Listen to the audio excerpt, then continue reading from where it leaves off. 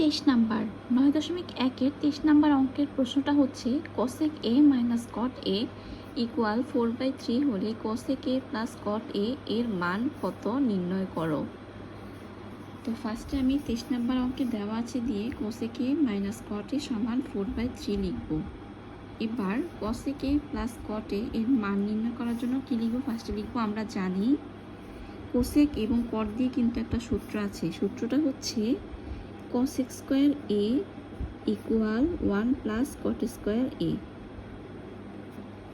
বা এটা হচ্ছে সূত্র, আমরা এই সূত্রটা জানি। এখন আমরা কি করব? লিখব হচ্ছে cosec স্কোয়ার a, এই যে প্লাস cot স্কোয়ার a এই পাশে নিয়ে আসবো, প্লাস এ পাশে আসলে মাইনাস হয়ে যাবে, আর লিখব cot স্কোয়ার a ইকুয়াল 1, বা এটা a square minus b square সূত্র আকারে লেখা যাবে। যেমন হচ্ছে এটা হচ্ছে a আর এটা যদি b হয় তো a স্কোয়ার মাইনাস b স্কোয়ারের সূত্র হচ্ছে a plus b into a minus b, অর্থাৎ cosec a plus cot a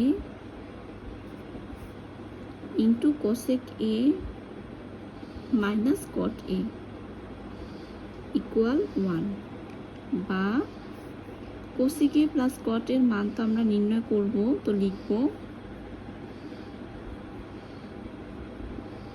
cosec a plus cot a, আর cosec a মাইনাস cot এর মান দেওয়া আছে হচ্ছে কি 4/3, লিখলাম ইকুয়াল 1, বা cosec a plus cot a equal 4/3, ওই পাশে গেলে হয়ে যাবে হচ্ছে 3/4, এক পাশ থেকে আরেক পাশ গেলে লব হরে হর লবে চলে যাবে।